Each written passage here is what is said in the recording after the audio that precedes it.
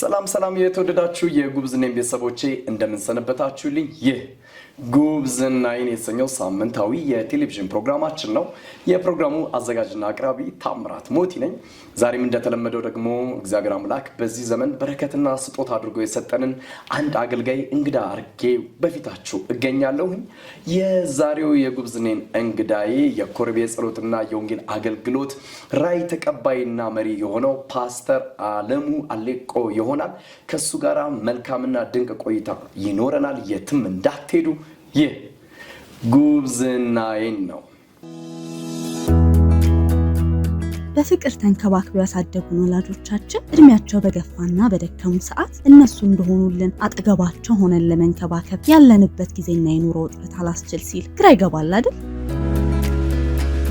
ስጋት አይግባው። ላኮምፓሽን ለዚህ መፍትሄ አለው። አዜብ ከበደ እባላለሁ። የላኮምፓሽን የአረጋውያንና የህሙማን መንከባከቢያ መስራች ነኝ። በስዊዘርላንድ ከ20 ዓመት በላይ በዚህ ሙያ ሰርቻለሁ። ልምድ ባላቸው ሙያተኞችና በምቹ መኖሪያ ስፍራ አብረን ወላጆቻችንን እንጦር። ላኮምፓሽን የአረጋውያን መንከባከቢያና መጦሪያ። በሀገራችን ብዙ ባይለመድም በእርጅና ምክንያት ልዩ ትኩረት የሚያስፈልጋቸውን አረጋውያን ወደ መንከባከቢያ ወይም ማገገሚያ ስፍራ መውሰድ በሌላው ዓለም የተለመደ ነው። በእኛ ሀገር ብዙ አልተለመደም። አረጋውያን ቤተሰቦቻችን ወይም ህሙማንን ወደ መንከባከቢያ መውሰድ እንደ መርሳት፣ እንደመተው፣ ቸልተኝነት እንደሆነ ተደርጎ ይወሰዳል። ነገር ግን ለህመምተኞችም ይሁን ለአረጋውያን ግን ኢቭን ለቤተሰቡም ቢሆን የተሻለ ነገር እንደሆነ ሊታመንበት ይገባል። ላኮምፓሽን ለአረጋውያን የሰላም ዓለምን መፍጠር ይሎታል። ቀጥታ ወደ እንግዳዬ አልፋለሁ። አብራችሁኝ ነው። ፓስተር እንኳን ደህና መጣ። እንኳን ቆየህ። እንኳን ሰላም ቆየህ። እንዴት ነህ? አገልግሎት፣ ህይወት፣ ቤተሰብ? እግዚአብሔር የተባረከ ይሁን። አገልግሎት፣ ህይወት፣ ልጆች፣ ቤተሰብ ሁሉ ሰላም ነው። ደህና ነው። እግዚአብሔር ይባረክ። ያስተውቃል የሆነ ነገር ሁሉ መልካም እንደሆነ። ሁሉ መልካም ነው። ዛሬ አንተን እንግዳይ አድርጌ ደግሞ በጉብዝናዬ ተመልካቾች ፊት እንድናወራ እንድንጫወት እንዲሁም ደግሞ የተለያዩ ምክሮችን እንድንቀበል አቅጣጫዎችን እንድናይ ስጋብዝ በእውነት በጣም ደስ እያለኝ ነው። ስለዚህ በድጋሚ ጥሬን አክብረህ ስለመጣ በእኔም በጉብዝናዬ ተመልካቾችም ስም በድጋሚ አመሰግናለሁ። ፓስተር አመሰግናለሁ ወንድሜ። ተባረክልኝ። ፓስተር አሌክስ ቁጡ ነው እንዴ? በጥቂቱ በእውነት አዎ፣ ሊያስቆጣኝ በሚችል ጉዳይ ላይ እቆጣለሁ። እስቲ አሁን ፓስተር አሌክስን ምን ያስቆጣዋል ቢባል? እኔ የመብት ሰው አይደለሁም ማለት እኔን ስሜቴን የሚጎዳ ነገር ብዙ አያስቆጣኝም። ሊያሳዝነኝ ይችላል። ግን የእግዚአብሔር ነገር ሰው ሲያቀልብኝ ድብ ነኝ፣ እቆጣለሁ። በጣም ነው የምቆጣው። በእግዚአብሔር ሀሳብ ላይ አትደራደርም? አልደራደርም። ሰምቻለሁ። እኔም ከበርካታ ሰዎች በአንድ የሚሆን በሌላ እንግዲህ ለእግዚአብሔር ሀሳብ ራስን እንዴት አድርገህ ሼፕ ሰርተ እንደምትንቀሳቀስ እግዚአብሔር የተባረከ ይሁን። ፓስተር ያንተ የኮረቤ ጸሎትና የወንጌል አገልግሎት ራዕይ ተቀባይና መሪ ነህ። ኮረቤ የጸሎትና የወንጌል አገልግሎት በምን ዓላማ የተመሰረተ አገልግሎት ነው? ጅማሮስ ምን ይመስል ነበር? እንግዲህ በርካታ የጸሎትና የወንጌል አገልግሎቶች አሉ ኢትዮጵያ ምድር ላይ። አንዳንዶች እንግዲህ በሚዲያ ይታወቃሉ፣ ሶሻል ሚዲያ ላይ ይታወቃሉ። ኮረቤ የጸሎትና የወንጌል አገልግሎት ደግሞ ስውር ነው፣ ድብቅ ነው፣ ውስጥ ለውስጥ ነው መሰለኝ። እንግዲህ 24 ዓመት ቀላል አይደል? የኔን እድሜ ማለት ነው። አታምንም እንዴ ፓስተር? እድሜን አንድ ሐሙስ ነው የቀረበው። እስቲ ስለ ኮሬብ እናወራ ፓስተር። ኮሬብ የጸሎትና የወንጌል አገልግሎት የዛሬ 24 ዓመት አካባቢ ነው የተወለደው። ኮሬብ የጸሎትና የወንጌል አገልግሎት ሲመሰረት በዚያን ወቅት ብዙ ሚኒስትሪዎች ኢትዮጵያ ውስጥ የሉም። አንድ 4 አስታውሳለሁ። ግሬት ኮሚሽን፣ ኢቫሶ፣ ፕሬየር ሃውስ የ4 ሰዓት የጸሎትና የጸሎት አገልግሎት፣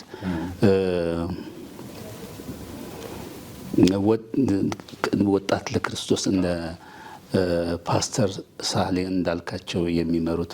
ከዛ ውጪ ብዙ አላስታውስም። እኔ 5ኛ ነኝ ብዬ አስባለሁ ኮሬብ የጸሎትና የወንጌል አገልግሎት እና ሲጀመር ትዝ ይለኛል እኔና ባለቤቴ በቅርብ ያሉት ጓደኞቻችን እንጸልይ ነበር እና እኔ ከቸርች ጋር በቸርች ውስጥ ማገልገል ልቤ ቢያስብም መንፈስ ቅዱስ ደግሞ በቃ ወጣ እንድል ኢትዮጵያ ምድር ላይ ላሉት በተለይ ከአገልጋይ እይታ ውጪ የሙስሊም ህብረተሰብ በሚበዛበት ይሄ ከልትስ የባዕድ አምልኮ የሚበዛበት አካባቢ ልቤ በጣም መንፈሴ በጣም ወደዛ ያደላብኝ ነበርና አንዳንድ ቸርች አናግረውኛል አብሬያቸው እንዳገለግል ግን በቃ ፈቃደኛ አልነበርኩኝም። እንጸልይ ነበር። ከዛ ምልክት አገኘሁኝና ወደ ሰሜን መውጣት እንደሚገባኝ ከዛ ጀምሮ እግዚአብሔር ሊንቀሳቀስብን እንዳለ ምልክት ሳገኝ ቀጥታ ወደ መተከል ነው የሄድ ነው። የዛሬ 24 ዓመት የመጀመሪያው መተከል ቻግኒ ምድር ገባን። ቻግኒ ምድር ላይ በህይወቴ ይሆናል ብዬ ማላስበውን አይነት ነገር ነው እግዚአብሔር ያደረገውና በጣም ድንቅ ጊዜ ነበረ። ከቻግኒ የተጀመረው ፕሮግራም እዛው ቻግኒ ደርሰን ለመመለስ ነበር። በጊዜው የዛ ቸርች ፓስተር የነበረው አሁን የኢትዮጵያ ሙሉ ወንጌል ምክትል ፕሬዝዳንት ፓስተር ለወየው ስንሻው ነው ዌልካም ያለን። እዛ ከሆነው ነገር የተነሳ በየከተማው ስልክ እየደወለ እግዚአብሔር ወረደ በመድራችን ይል ነበርና አላስብም እንደዚህ እኔ እንዲያውም ቻግኒ ስወጣ በቃ እግዚአብሔር ሆይ እንደ ስምዖን ውሰደኝ ያልኩበት ጊዜ ነበር እና በቃ ትልልቅ ነገሮች ነው የሆኑትና ከዛ በግምጃ ቤት እንጂባራ፣ ቡሬ፣ ደብረ ማርቆስ አገልግለን ተመለስን። ከዛ በኋላ ግን ባህር ዳር፣ ጎንደር ምናምን ይደውሉልኝ ነበርና ተመላለስኩኝ። በአንድ ዓመት ውስጥ ተመላለስኩኝ። እንደዚህ ይመስላል ሲጀመር። የሚገርም ነው። እንደው ዋነኛ ኮሬብ እንዲመሰረት ምክንያት የሆነ ነገር ምንድን ነው? ለምሳሌ እንግዲህ አንዳንድ ቦታዎች የጸሎት ነገሮች ሲጀመሩ የጸሎት ክፍተት ስላለ ነው ተብሎ ይጀመራል። አንዳንድ ቦታ የእርዳታ ነገሮች ሲጀመሩ እንግዲህ ብዙ ድጋፍ ያጡ ወገኖች ስላሉ ነው ተብሎ ይጀመራል። ኮሬብ ሲጀመርስ ምን ምክንያት አድርጎ ነው? ምክንያት ምንድነው? እኔ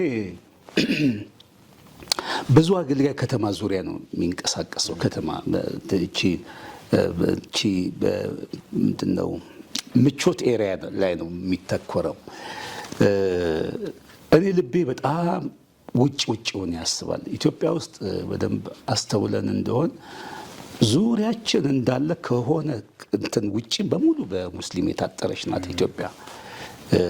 ወደዚህ ወደ ኦሞራቴና እስከ ደቡብ ሱዳን ጫፍ ድረስ ደህና ነው። ወደ ሰሜን ደግሞ ትንሽ ኢሮፕ የሚሏት ከተማ አለች። እሱ አካባቢ ነው እስልምና የሌለውና በሙስሊም የታጠረች ምድር ናት ኢትዮጵያና አንድ መጽሐፍ አነብ ነበር በዛን ወቅት ስለ ሰሜን አፍሪካ የክርስቲያን ምድር ነበረ። ከዛ በኋላ ቀስ በቀስ ወደ ሙስሊም የተቀዩና ሴኔጋል፣ ማሊ የነሱን ታሪክ ካነበብኩ በኋላ ውስጤ ነደደ። በጣም ነደደ። መቆጣት ጀመርኩኝ። በቃ ማለት መንፈሱ ላይ እስልምና ላይ መቆጣት ጀመርኩኝና እኔ እወጣለሁ እነሳለሁኝ አልኩኝ። ኖርማሊ ታምዬ ቅድም እንዳልኩ እንዳለ ሆኖ ውስጥ ያለው ፍል ግን እየጨመረ መጣ።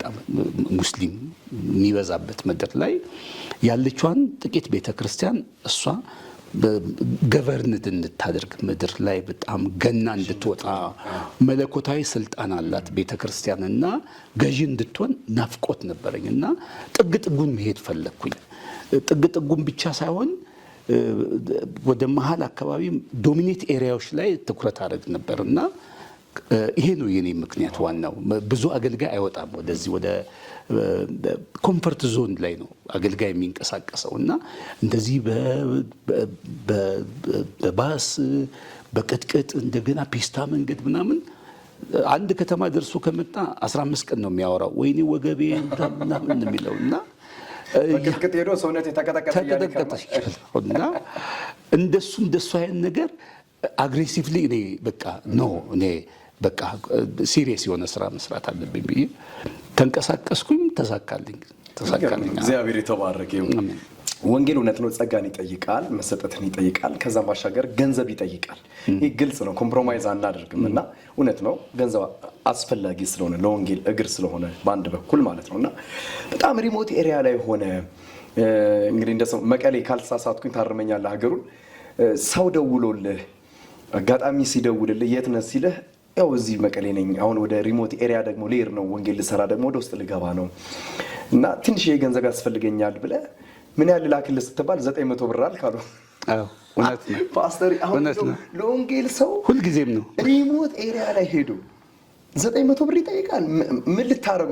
ሞባይል ካርድ ልትሞላበት ነው? እንዴት ነው ነገሩ? ሁለተኛ ነገር ፓስተር አሌክስ የያዘውን አራግፎ ሰጥቶ የሚመጣ ነው እንጂ የመቀበል ማንነትና ህይወቱ አይታወቅም። እንደዚህ አይነት ህይወትም የለው። ያለውን ነገር ሼር አድርጎ ሳይበላ አብልቶ ይሄዳል አሉ፣ ሳይለብስ አልብሶ ይሄዳል። እና እንደዚህ አይነት ነገር ሰማል። ይሄ ልብ ከየት የመጣ ነው? ድፍረቱ ሲያጣው ለምንድን ነው? ገንዘብ እንግዲህ ለመክፈል ለማድረግ የተዘጋጀ አካል ካለ ለምን ሚሊዮን አትለውም? ለምን 100,000 ብር አትለውም? ለምን 900 ብር ትላለህ? ሁልጊዜ ነው ታምዬ ማለት የመቀሌ ሆኜ ብር ላክልኝ 900 ብር ለሱ ብቻ ሳይሆን በሄድኩበት ሀገር። ምክንያቱም እኔ ጥሪ የዛሬ 34 ዓመት አካባቢ እግዚአብሔር ሲያናግረኝ የሰጠኝ መልእክት ገላትያ 2 ላይ ነው እና ቃሉ ምን ይላል? አሁን ከክርስቶስ ጋር ተሰቅያለሁ፣ ሕያው ሆኜ አልኖርም። አሁን እኔ የምኖረው ኑሮ በእግዚአብሔር ልጅ ላይ የምኖረው ኑሮ ነው ይላል እና ጳውሎስ እኔ እሱን ከኖርኩለት እሱ ኑሮዬን ይኖራል የሚል ቅኝት አለ ውስጤና ብዙ ለራሴ ደንታ የለኝም። ልጆች አሉ፣ ቤተሰብ አለ እና ሳንቲም የመሰብሰብ የመያዝ ነገር ብዙ አልችልም። ስወጣም ደግሞ ለወንጌል ነው የወጣሁት። እግዚአብሔር ያኖራል እላለሁኝ። ኪሴ ውስጥ ያለውን ዛሬ ከተጠቀምኩኝ ለነገ አላስብም። አሁን አንተ ቅድም ካነሳው የበለጠ ደግሞ ሌላ ታሪክም አለ ቢያስፈልግና እስቲ በለው እና ብዙ እንደዚህ አይነት ነገር ብዙ አንድ ጊዜ ወደ የዛሬ 18 ዓመት አካባቢ ወደ ጎጃም በድንገት መውጣት እንደሚገባኝ ጌታ ተናገረኝና 2 ጓደኞችን ይዤ ብቸና ገባውና ብቸና ከመግባቴ በፊት ቤት ውስጥ የቤት ሰራተኛ አለ። 2 ልጆች ናቸው። 2 ህፃናት ልጆች ነው ያሉት። አንድ አገልጋይ እኔ ጋር ተጠግቶ የሚኖራል። ወደ 4 ልጆች 5 ምናምን አሉ። 5 ግን ስወጣ 10 ብር ትቼላት ነው የሄድኩት ለባለቤቴ። 10 ብር የዛሬ 18-19 ዓመት ቫልዩ ቢኖርም ግን እኔ ስወጣ በፌዝ ስለምንቀሳቀስ 6-7 ከተማ ቆይቼ ስለመጣ 10 ብር ለ2 ቀን ምናልባት በቆሎ ሼት ወይ ድንች ቀቅለው ሊበሉበት ይችላል። ግን ምን አልኳት፣ እስክመጣ ድረስ ጌታ ያዘጋጃል፣ ከሱቅ እየተበደርሽ ተጠቀሚ፣ መውጣት አለብኝ አልኩኝ። ከዛ ጓደኞቼ አብረውኝ የሚያገለግሉ ያኔ በቲም እንቀሳቀስ ነበርና አሁንም ፈልጋለሁ እንደው ንጹህ አገልጋይ በቃ እየተሰጠ ሰው ብዙ ስላላገኘ ሆነውና እጃቸው ወጣው። ብቸና ገባን። ሙሉ ወንጌል ነበር የምናገለግለው። ሌላውን ነገር ልናገር ነበር፣ ከባድ ነው ሚዲያ ላይ እና ለማንኛውም ሐሙስ ዕለት ካገለገልን በኋላ ማታ ላይ አንዱ ዓለም ይባላል የቤተ ክርስቲያን ሽማግሌ አንደኛው ፕሮግራም መራ፣ እኔ ሰበኩኝ፣ አንደኛው ጸለየ። ከዛ በኋላ መጥቶ በግል የሆነ ሚስጥር ነገረኝ እና የነገረኝ ሚስጥር ያስቸኩለኝ እግዚአብሔር ለዚህ ነው እንድል አደረገኝና ሚዲያ ላይ ማቅረብ ስላልፈለኩኝ እሱን ልተውና ግን በጣም ትልቅ ስራ ተሰጥቷል። የዛች ቀን ሐሙስ ዕለት ማለት ነው። በጣም ትልቅ ስራ የእግዚአብሔር ስም የሚሰደብበት ትልቅ የሆነ አደጋ ሊፈጠር ነበር። እግዚአብሔር በቃ ሄደብን፣ ታደገልን።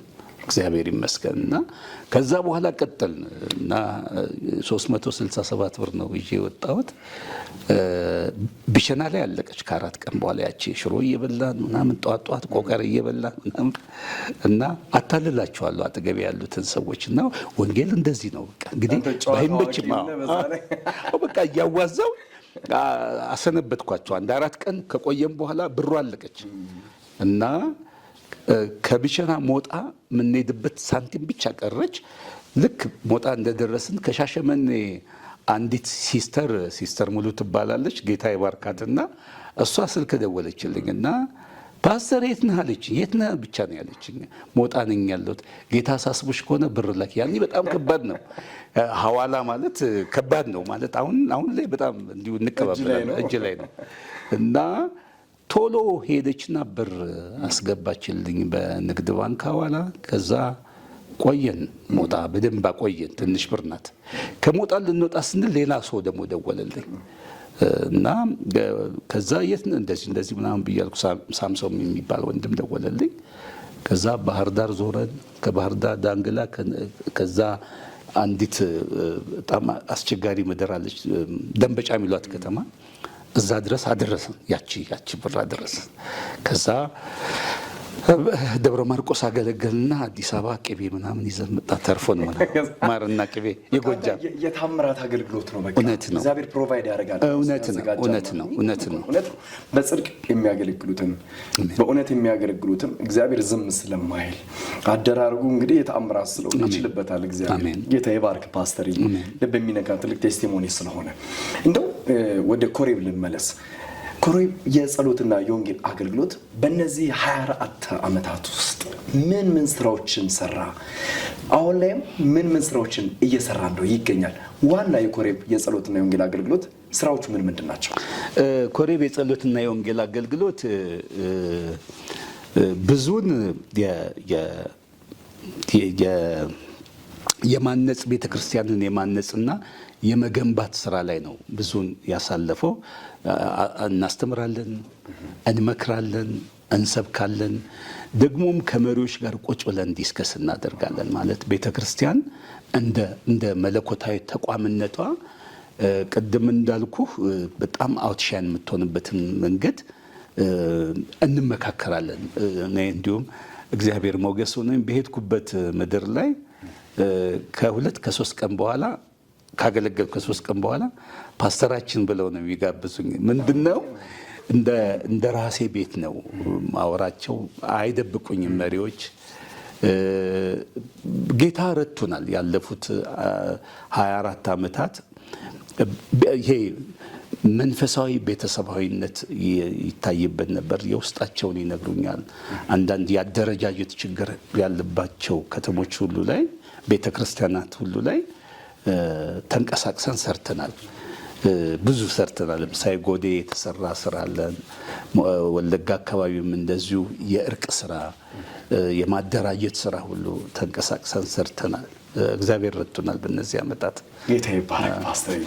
እንግዲህ አሁን ላይ የሚያስፈልጉ ነገሮች አሉ በቤተ ክርስቲያን ዙሪያ፣ በተለይ የእርቅ አገልግሎት። ምክንያቱም የማስታረቅን ቃል አይደል በእኛ ኖረ ነው የሚለው እግዚአብሔር ቃል። የእርቅ አገልግሎቶች ያስፈልጋሉ። እንደዚህ አይነት ነገሮችን ደግሞ የሚያደርጉ አባቶች፣ የወንጌል አርበኞች ልክ እንዳንተና መሰሎች አስፈላጊ ናቸው። ስልጠናዎች ያስፈልጋሉ። የተታተኑ ነገሮችን መሰብሰብ ያስፈልጋሉና በኮሬብ ደግሞ እግዚአብሔር ይህን ስራ እየሰራ ስውር በሚመስል ግን የተገለጠ ስራውን ስውር እንጂ ፍሬው ግን የተገለጠ ነው። እንግዲህ የጎመራ ነው።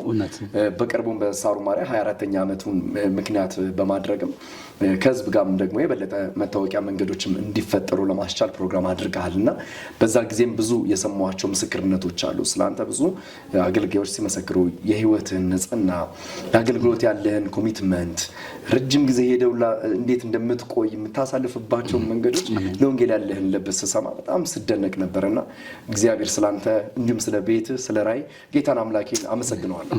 እንደ ኮሬብ የጸሎትና ወንጌል አገልግሎት በቀጣይ ምን ያስባል ፓስተር? ምን ስራዎችን ለመስራት ነው የምታስበው? በዚህ በምትሰራቸው ስራዎችና በምትንቀሳቀሳቸው እንቅስቃሴዎች ላይ ምን አይነት አካላት ደግሞ ከአንተ ጋር እንዲሆኑ ነው ጥሪ የምታቀርበው? እስቲ በዚህ ዙሪያ ደግሞ ሀሳብ መስጠት። ኮሬብ የጸሎትና የወንጌል አገልግሎት በትላንት በሮጠው አሯሯጥ ብቻ ሳይሆን በሚበልጥ መሮጥ ይፈልጋል። ስራው በጣም ሰፊ ነው። ማለት እኔ አሁን ወደ አንድ ጉዞ በፌዝ ነው የምንቀሳቀሰው። ስንቀሳቀስ ሌላ ስራ እንዳለ ነው ሁልጊዜ የሚሰማኝ እና ድካም አይሰማኝም። 6-7 ከተማ በአንድ ዙር መሄድበት ጊዜ አለ እና ድካም አይሰማኝም። በሄድኩ ቁጥር ሁሉ ሌላ ጉዞ እንዳለ ይሰማኛል እና ብዙ የሚሰራ ስራ አለ። ቤተክርስቲያን አሁን ከዚህ የሚዲያ አገልግሎት በጣም ግሩም ነው።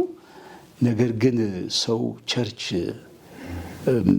መሄድን እየተወ ስፔሻሊ እነዚህ አሁን ስሜት ኮርኳሪ የሆኑ አገልግሎቶች ሰዎችን ከቤተ ክርስቲያን እያራቀ ስለሆነ እሱን እየሰራው ነው። ወደፊትም ለመስራት አስባለሁ እና ዲሲፕሊን እንደሆነ ሰው ቤተ ክርስቲያን በጸሎት በአገልግሎት በጸሎት ማለት ቤተ ክርስቲያን ያዘጋጀችውን ፕሮግራሞች ሲሪየስሊ እንዲከታተል በጣም ነው እየተቆጣው የምናገረው እና በመሪና ተመሪ መካከል ያለ ክፍተቶችን ማጥበብን በደንብ ነው የምፈልገው። ማለት መሪና ተመሪ በቃ አብረው የእረኞች አይን በጎች ላይ ነው የሚለው አይደል? እና በጎችም ደግሞ እረኞቻቸውን በደንብ እንዲያውቁ ቢጠጋጉ ቢያያዙ አብረው ቢያሳልፉ በአብያተ ክርስቲያናት መካከል የመንፈስ አንድነት ቢኖር እኛ እንግዲህ አንዱ መንፈስ ነው የጠጣ ነው አንዱ ጌታ ነው የሞተልን ለአንድ ዓላማ ነው የምንኖረው።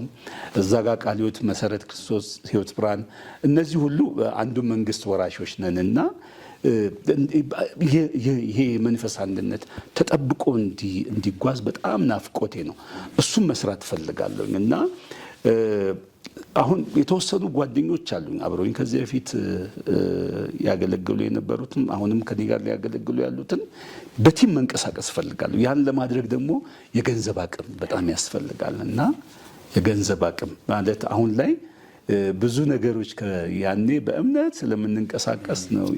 ወጪዋን ትንሿም ነገርም ረድኤት ስላላት ታንቀሳቀሳለች። አሁን ግን የሆነ ሰው ይዘህ ስትሄድ ይዘው ሄድከው ሰው ይጎትታል ወደኋላ ማለት ያጎደለ ይሄ ጎደለ ሊልህ ስለሚችል ስክ የሆኑ ሰዎች ካሉ ሰዎች በተጨማሪ ሰው ስክ የሆኑ ከራእዩ ጋር የሚመጥን ልብ ያላቸው ሰዎች ጌታ እንዲሰጠኝ ሰዎችንም እንደዚህ አሁን አቅም ያላቸው መሀል ከተማ ላይ ያሉ እንደዚህ የወንጌል ልብ ያላቸውና ቢዘሩብን በጣም ደስ ይለኛል። ማለት እንደው ቀን ላይ መብራት ከማብራት ጨለማ ውስጥ ማብራት ይሻላል አይደል? መብራት ብሮች ተገቢ ቦታ ላይ ማለት ከተማ ውስጥ ብር መዝራት አስፈላጊ አይደለም ማለት አይደለም። ግን ክፍለ ሀገር ላይ በጣም ብዙ ህዝብ ነው ያለው። ስራው በጣም ሰፊ ነው እና የእግዚአብሔርን መንግስት ስራ አብረን ብንሰራ ጥሩ ነው።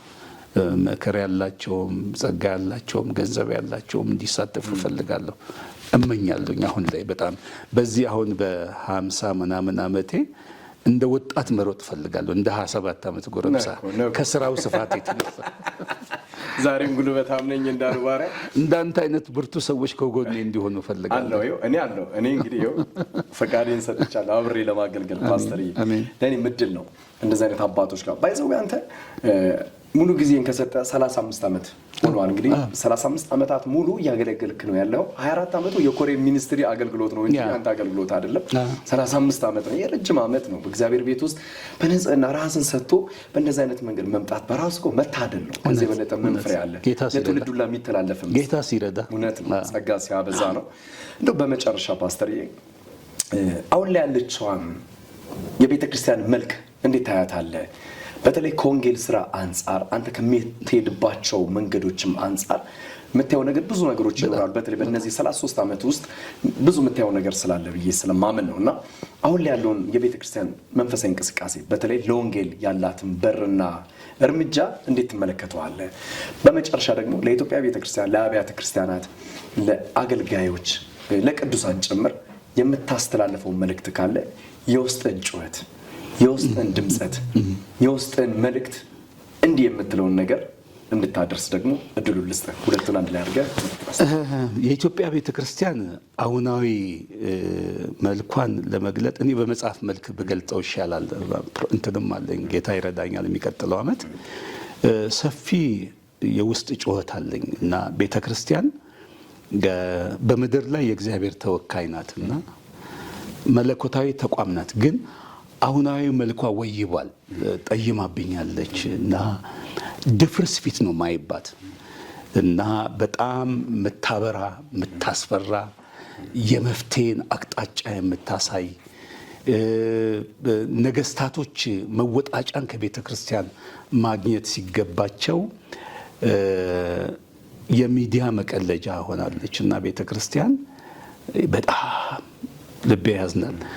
ብዙ የቀረቡኝ ሰዎች ከዚህ ከውስጥ ጩኸቴ እኔ በጣም ነፃና ግልጽ ሰው ስለሆንኩኝ ነኝ እንደሱ ነኝ እና ሐዘኔን እናገራለሁና እና ጌታዊ እባክን ወይ በቃ መድኃኒትን አድርግ አለበለዚያ ውሰደኝ እስክል ድረስ ደርሻለሁና አንዳንድ የምናያቸው ነገሮች እንቅስቃሴዎች ሁሉ የቤተ ክርስቲያንን መልክ አወይበውብኛል እና ወደፊት ምን ላልከው ወደፊት ምን ብትሆን አገልጋዮችስ ምን መሆን አለባቸው ላልከኝ ጥያቄ ስፔሻሊ አገልጋይ ቢሆን ጥሩ ነው። አገልጋይ ቢሆን ማለት ለተሰጠው ነገር የእግዚአብሔርን ጥም አርክቶ የእግዚአብሔርን የነፍሱን ፈቃድ ማድረግ ላይ ብቻ ቢያተኮር ጥሩ ነው። ምክንያቱም አገልጋይ ማለት ሕዝብን ከእግዚአብሔር ጋር የሚያገናኝ ነው ማለት በእግዚአብሔርና በሕዝብ መካከል የሆነ ስለ እግዚአብሔር የሆነውን ነገር ወደ ሕዝብ የሚያደርስ የሕዝቡን ጩኸትንም ደግሞ ወደ እግዚአብሔር የሚያቀርብ ስለሆነ አገልጋይ ባኗኗሩም ልከኛ ቢሆን ጥሩ ነው። አሁናዊ አገልጋይ በተለይ በእነዚህ ጥቂት ዓመታት የተነሱ አገልጋዮች በአብዛኛው ፎከስ የሚያደርጉት ወንጌል ላይ አይደለም፣ ህዝብ ተኮር አይደለም፣ ክርስቶስን ማዕከል ያደረገ አይደለም፣ ትውልድ ላይ ፓሽኔትድ ሆኖ አይደለም የሚሰራው። የሆነ ነገር ከሮጥኩኝ ምን አገኛለሁ ብሎ አስልቶ ስለሚንቀሳቀስ ኃይል አልባ ነው እና አገልግሎቶቹ ኃይል አልባ ናቸው። ተደራሽ አይሆንም ወደ ህዝብ።